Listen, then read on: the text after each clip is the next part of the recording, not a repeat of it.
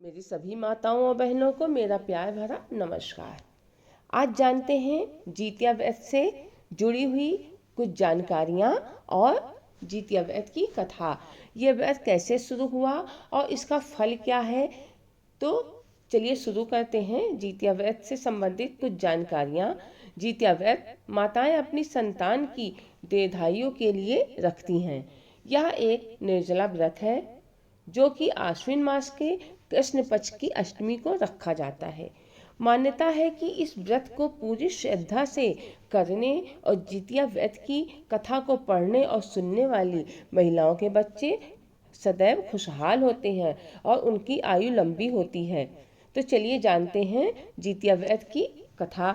एक बार नैमिषारण्य के निवासी ऋषियों ने संसार के कल्याण हेतु सूत जी से पूछा, हे सूत जी, कराल काली काल में लोगों के बालक किस प्रकार दीर्घायु होंगे, सो कहिए। सूत जी बोले, जब द्वापर का अंत और कलयुग का आरंभ था, उसी समय बहुत सी शोकाकुल स्त्रियों ने आपस में सलाह की कि क्या इस कलयुग में माता के जीवित रहते हुए पुत्र मर जाएंगे। जब वे आपस में कुछ निर्णय नहीं कर सकीं, तब गौतम जी के पास पूछने के लिए गईं। जब उनके पास पहुंची तो उस समय गौतम जी आनंद के साथ बैठे थे। उनके सामने जाकर उन्होंने मस्तक झुकाकर प्रणाम किया।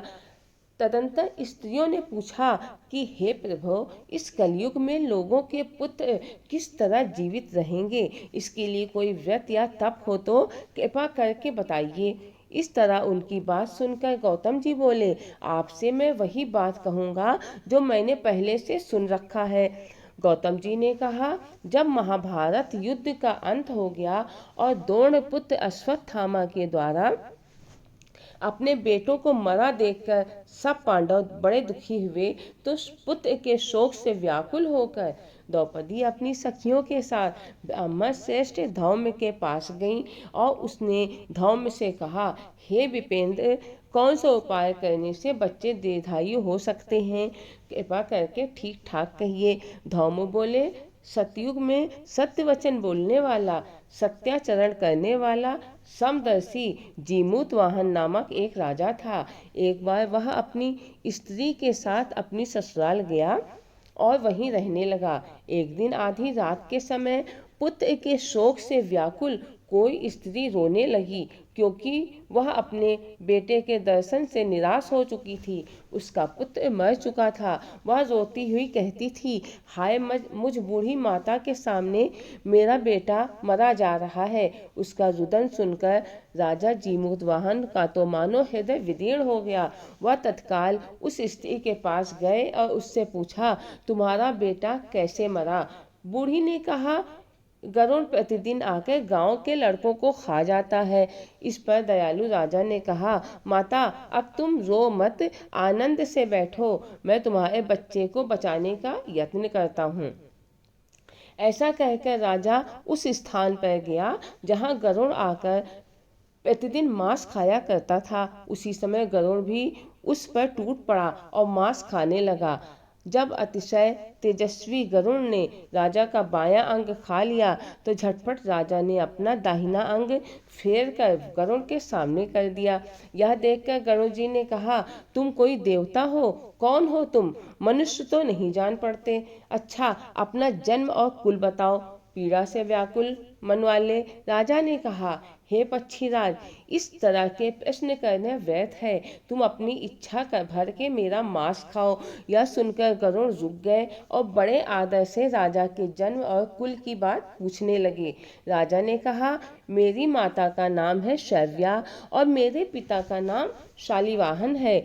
सूर्यवंश में मेरा जन्म हुआ है और जीमूत वाहन मेरा नाम है।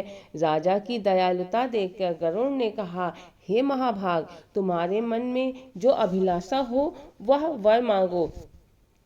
राजा ने कहा, हे पक्षीराज, यदि आप मुझे वर देना चाहते हैं तो वर दीजिए कि आपने अब तक जिन प्राणियों को खाया है वे सब जीवित हो जाएं।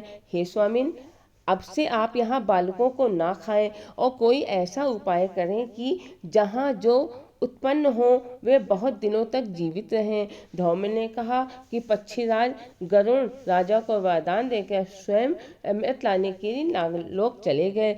वहां से अमृत लाकर उन्होंने उन मरे मनुष्यों की हड्डियों पर बरसाया।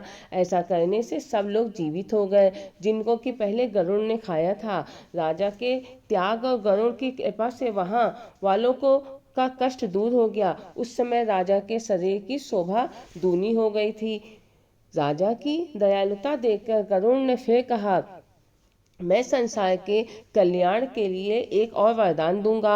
आज आश्विन कृष्ण सप्तमी से रहित शुभ अष्टमी तिथि है। आज ही तुमने यहाँ की प्रजा को जीवन दान दिया है।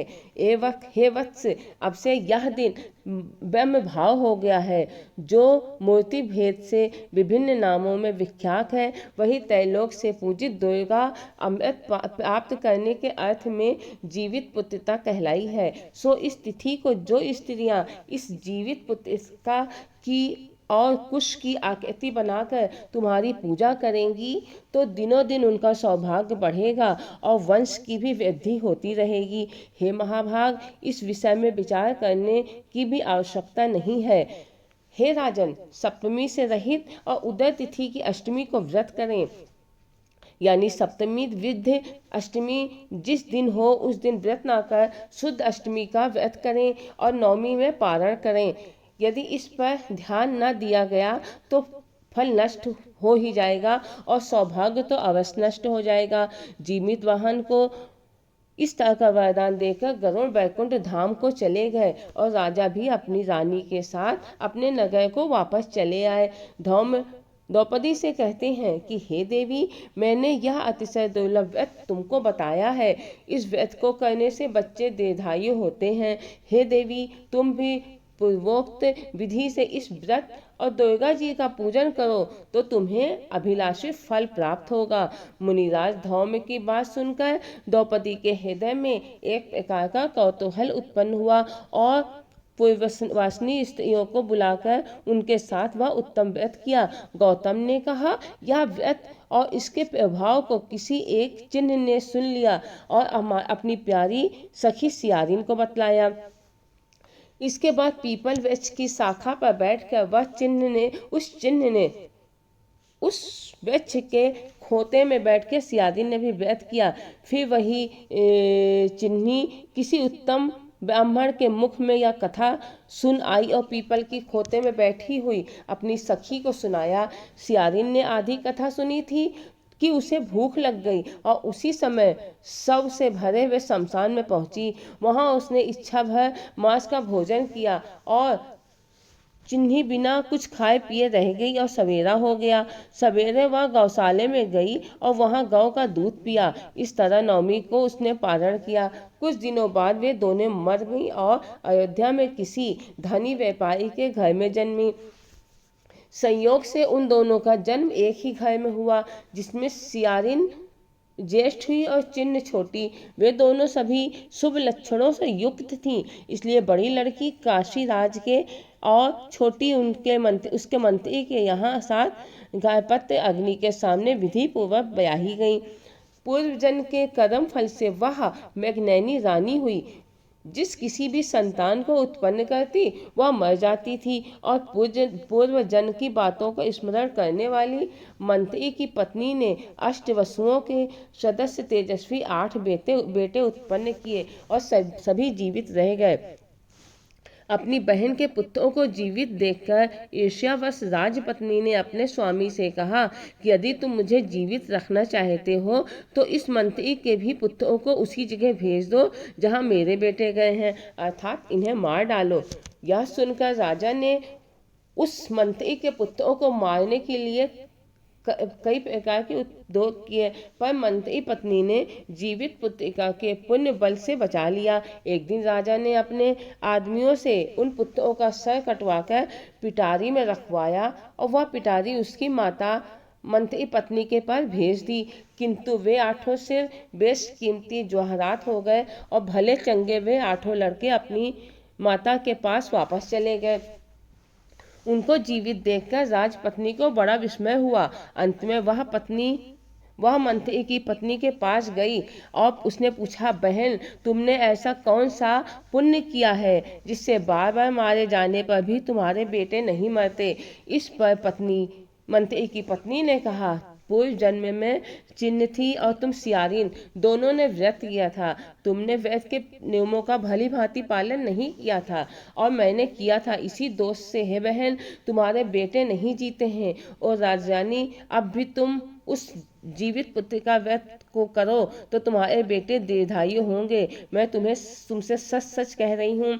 उसके कथानुसार रानी ने व्रत किया, तभी से उसके कई बेटे सुंदर और दीर्घायु होकर बड़े बड़े राजा हुए। सूत जी कहते हैं, सब प्रकार का आनंद देने वाला यह व्रत मैंने बतलाया। स्त्रियां चिरंजीवी संतान चाहती हैं तो विधि पूर्वक यह व्रत करें। तो दोस्तों, कैसी लगी कहानी आप लोग मुझे कमेंट बॉक्स में बताइएगा। तो चलिए मिलते हैं अगले किसी स्टोरी में या किसी भजन में। धन्यवाद।